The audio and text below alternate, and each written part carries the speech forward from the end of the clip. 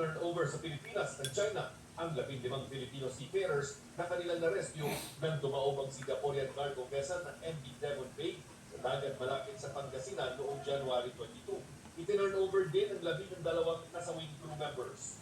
Nagpasalamat din ang mga Filipino crew sa pagkakaligtas sa kanila ng China Coast Guard na nagbigay rin ng pagkain at maayos na tulugan sa mga biktima habang nasa barko.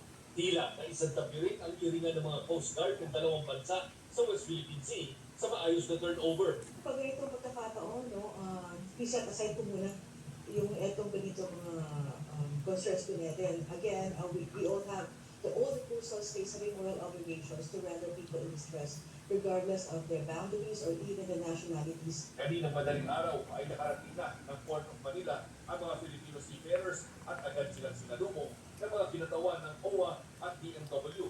Tatanggap sila ng tulong pinansyal, psychosocial support at ibang tulong para agad sila makabalik sa kanilang mga pamilya.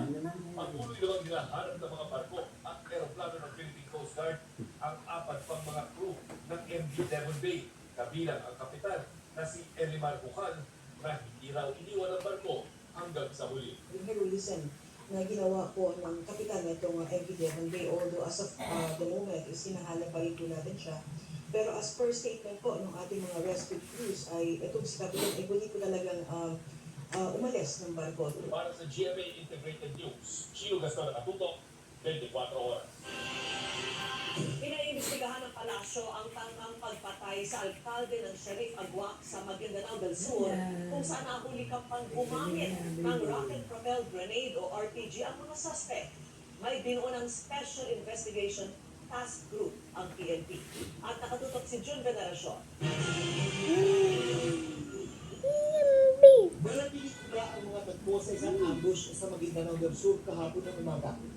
Isang lalaking armado ng rocket-propelled grenade o RPG ang nahulikan na bumaba mula sa nakaparadang minivan at mild na sintak. Sinapol nito ang likuran ng isang SUV.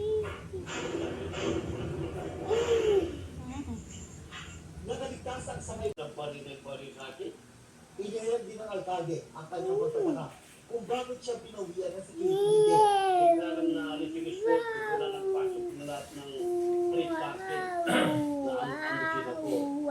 Mabilis ang pagdita sa Kremlin ang utos ng Malacanang. At dahil sa kanya pong pag-utos at yung tiba, agad-agad din pong pumilos ang DILG, pati po ang PNP.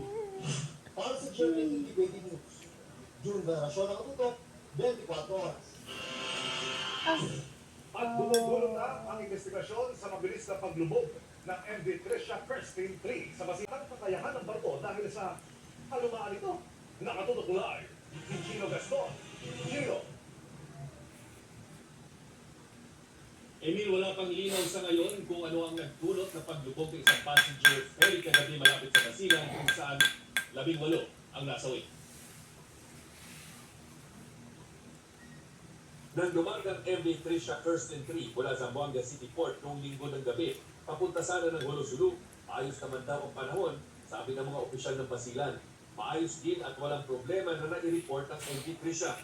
Pero ilang minuto bago mag-alauna ng madaling araw kanina, habang nasa may malapit sa barangay Labok-Labok, nag-distress call ang MV Tricia. Sa report na nakuha ng PCG at ni Basilan Governor MV Tricia, aalamin kung may sinalubong na malalaking alon din ang barko.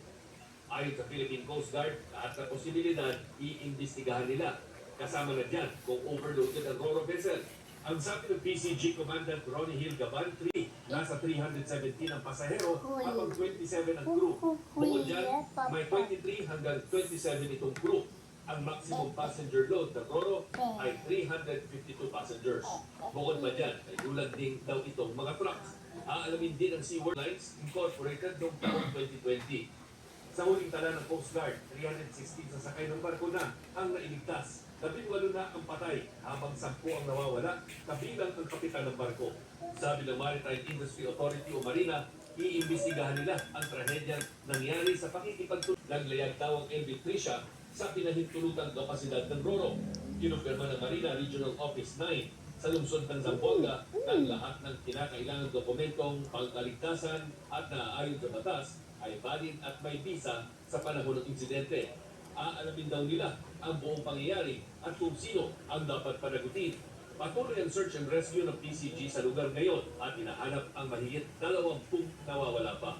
We use naman a systematic base of search and rescue approach. Kasama po yun yung pag-compute ng current sa area na yun. Yung lakas ng hangin sa kasama yun.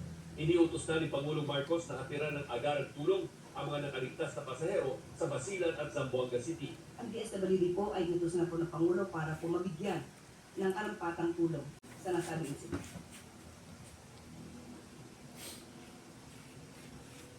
Emil, hindi pa raw nakakausap ng Philippine Coast Guard ang operator ng nasabing barko na Allison Shipping dahil sa ngayon ang priority ay hanapin pa yung mga nawawalang pasahero na posibleng palutang-lutang pa hanggang ngayon sa karagatan. Emil. Gino Gaston. Pinaghahampas ng 2x2 bago taya ng cellphone at bag na may pera ang isang hapon sa Paranaque City. Huli yan sa video, pero hindi pa rin nakuhuli ang suspect. Nakatutok si John Consulta.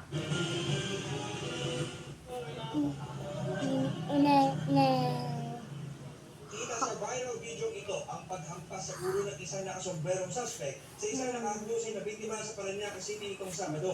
Maya-maya lang, tinatakpan ng suspect ang bag ng biktima. Tinangkapang umabot ang biktima sa bag, pero tuloy pa rin itong natangay. Naglakad pa rin ang suspect na parang walang nangyari. Hindi natin po dito na concerned citizen. Sinabi niya na may duguan doon po na foreign national. So agad naman po kami na yung mga duty po dito at nag-responde po agad para i-verify po kung ano po talaga ang totoong nangyari po. Ang biktima, isang 62 anyos na Japanese. Duguan ang kanyang ulo, damit at sombrero ng datnan ng mga polis. Tumumpat din ang dugo ang 2x2 na ginamit sa pag-atake. Ayon sa PNP, posibleng galing sa bird watching dito sa may bahagi ng Parañaque ang 63 years old na Japanese national nang ito ay atakihin ng isang suspect pasado alas 11 ng umaga noong Sabado. Dito nga po sa Wetland Park ay open po sa public at marami po talagang pumupunta dyan ng mga foreigner na nagbe-bird watching po dito po sa ating La Pacheya. Dahil marami pong mga ibon po dyan na mga endangered species po ng mga ibon.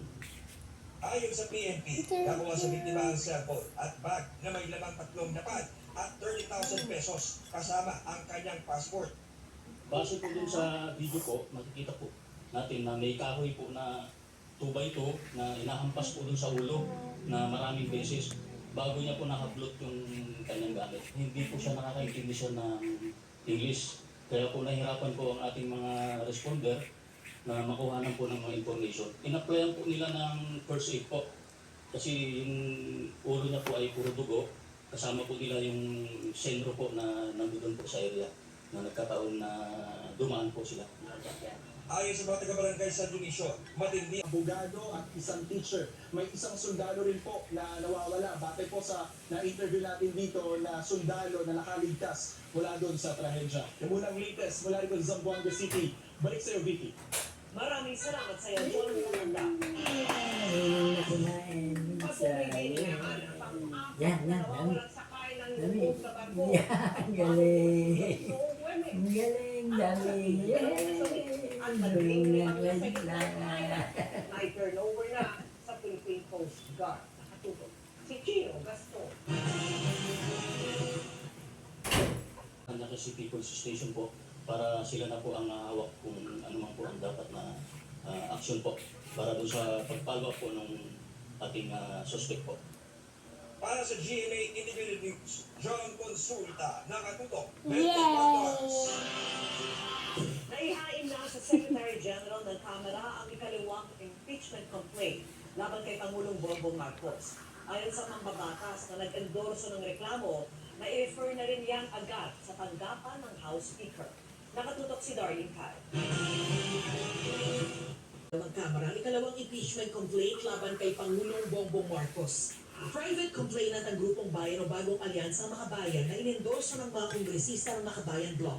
Sinapit na namin at nandiyan na si Sec. Gen. Garafil at i-receive na ng kanyang opisina Uy, dami ka. Yan na, galing-galing na, no? Samang inihain ng impeachment complaint Napuwera sila ng aming complaint o iba pang complaint na maaari pang dumating.